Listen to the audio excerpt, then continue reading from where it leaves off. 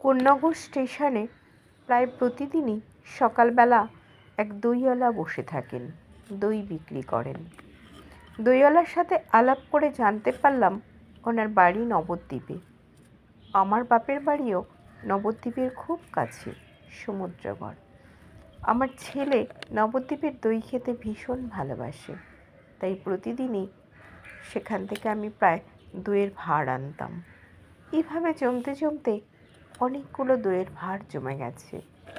ভেবেছিলাম বেশ ধুয়ে মুছে কিছু আঁকিবুকি করব, কিন্তু সে সময় এবং সুযোগ কোনোটাই আমার হচ্ছে না।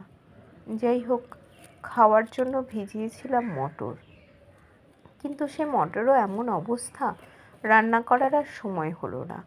দেখি সবুজ সবুজ অঙ্কুর বেরিয়ে গেছে, তাই এই মাটির হাঁড়িতে বসিয়ে দিলাম এই মটর। এখন কিন্তু আমার মনে হচ্ছে আমি একটু চাষবাসও করতে পারলাম এই দইয়ের হাঁড়িগুলোতে, যদিও জায়গা অনেক অল্প।